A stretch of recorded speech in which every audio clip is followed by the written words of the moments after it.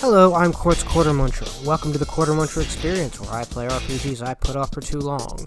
Persona 2 Innocent Sin is a PlayStation-era JRPG from Atlas, part of the Shin Megami Tensei Persona subseries. Originally released in Japan in 1999, it's the dark middle trial between Persona 1 and 3, blending psychological storytelling, urban myth, and Jungian symbolism. I'm playing the PSP remaster.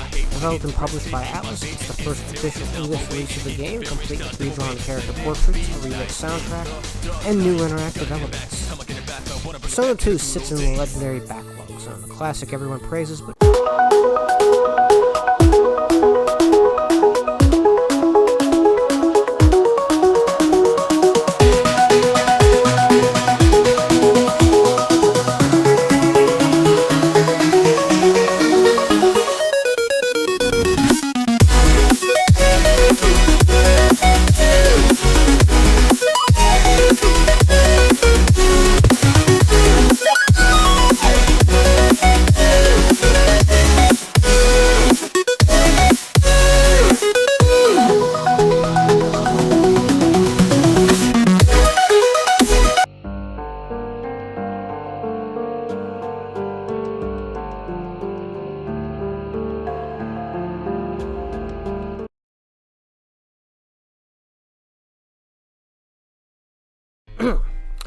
Persona 2 was developed by Atlas's P Studio before it became the Persona machine it is today.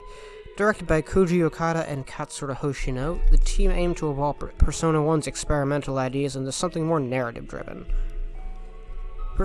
Persona 2 is set in Sumeru City, a grounded yet mysterious urban sprawl filled with schools, clubs, and conspiracies. The cast is a mix of complex, let's just say Japanese high school students, par for the course for any Persona game. You have Tatsuya Suya, Maya Amano, Eikichi Michelle Mishina, Lisa Silverman, better known as Ginkgo, Yukino Mayazumi, and Jun Kurosu, who is a tragic enigmatic figure central to the story's emotional arc, and you're not going to hear about him till later. Together, they face the power of rumor, memory, and collective belief. Sumeru City feels alive in something of a late 90s way. You've got malls, arcades, cafes, schools, all bustling with personality. NPCs spread rumors that literally alter the world, like changing shop inventories or unlocking hidden bosses. It's more segmented than open, but each area sort of has its own personality. Dungeons, on the flip side, are maze-like, tile-based, and classic. They're more about atmosphere and spectacle, filled with shadows and secrets. What's special here is the contact system. You can use it to negotiate with demons and get them to, well, create more personas. That's part and parcel for this entry, at least.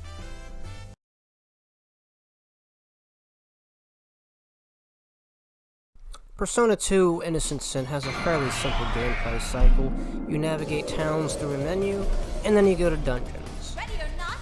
The dungeons offer traditional turn-based combat with heavy emphasis on party synergy, fusion spells, and elemental balance. Combat can feel slow, but you'll feel right at home once you dig in. Unlike a lot of RPGs, Persona 2 isn't about saving the world from heroism, it's about confronting lies and consequences. It's a bit slower, more philosophical, and more dialogue-heavy than your average RPG. Its mechanics revolve around communication rather than combat. However, each character has a persona, a spiritual manifestation granting magic and abilities. You can change spells between multiple party members to create fusion spells. The real kick there is at negotiation, choosing who talks to demons and how changes outcomes dramatically. That all you got? The combat system is turn-based, semi-automated combat with combo spell systems that feel strategic and flashy. As far as side content goes, rumors give you optional dungeons and or boss fights. The game rewards curiosity and rumor experimentation.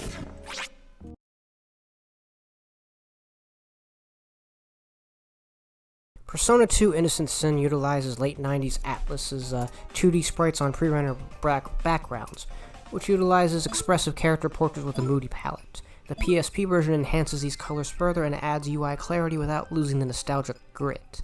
The tone is urban decay mixed with surreal dream logic. The soundtrack is composed by Toshiko Tasaki, Kenichi Tsuchiya, and remixed by Shoji Meguro.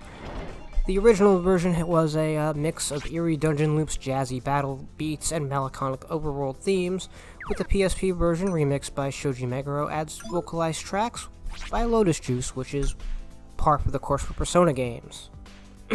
Persona 2 is stable on emulator and also stable on the PSP, though movement and color pacing can feel a bit slow by modern standards.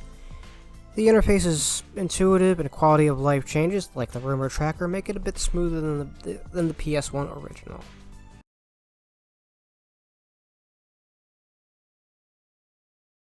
Persona 2 Innocent Sin is a very by-the-numbers RPG, let's say. There's not much I did particularly differently. I started the game, I loaded it up, and played it all the way to the end. Not a lot of deviation there. I did not do a lot of side quests. Didn't feel like going through the rumor change system to fight. I just plowed through the game and got to the end credits. Now it's time for likes and dislikes.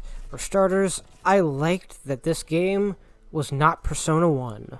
Persona 1 was a first-person dungeon crawler, and Persona 2 is a more modern third-person dungeon crawler. That change of perspective alone makes it feel a lot more playable.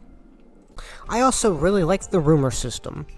I didn't mess with it as much as I should, but Persona 2's entire gimmick is that if you hear a rumor from a rumor monger character, let's say that a store can sell items or better items, well, if you go to the store, they won't. But if you go to a rumor gatherer, eventually they will. So you can go to McDonald's and pick up some swords. Nifty. As far as my dislikes go, I'm gonna qualify the music. I don't dislike it, but I'm comparing it to the other Persona games' stylized soundtracks. Persona 1 was remade with additional music. Some people dislike the battle themes with broken English, such as A Lone Prayer, but it reminded me more of the modern Persona games. Innocent Sin lacks the vocal songs in the game itself, and it feels like a downgrade. A couple other dislikes I had was, catching the Personas in here as opposed to the other Persona games. I'm used to shuffle times, so demon negotiations are a bit more complicated and random than I care for. Also, I dislike insta-kill spells. In SMT, some spells will outright instantly kill you, so you gotta be prepared. The best part of Persona 2 Innocent Sin is being able to see the franchise before Persona gained its own identity outside of being Shin Megami Tensei. The elements are all there, but at this point in time it's still something of a Shin Megami Tensei game. It's just a question of where one begins and the other ends, but Persona 2 walks that line just fine. The worst part of Persona 2 Innocent Sin is the first game. You see, Persona 1 was a game I played for the channel's early days just to get through it, and I found out the hard way that a first-person dungeon crawler didn't make for a good Let's Play, on top of it being the kind of game I got the bad ending on and dipped. Persona 2 gave me PTSD just from playing it, just from the first game. Persona 2 itself is fine, but I can't play it without having flashbacks to Persona 1. Alright, now it's time for By the Numbers. We've had 6 party members in total, 5 of which can take place in battle at any given time. This game's about 20 dungeons long, which is about 30 hours for this half. That's right, Persona 2 Innocent Sin is just part 1 of 2, and we'll be covering part 2 later on the line. In the meantime, I'm Quartermuncher, and this has been the Quartermuncher Experience. If you like what you see, like and subscribe. Till then, I'll see y'all next time. Ta-ta.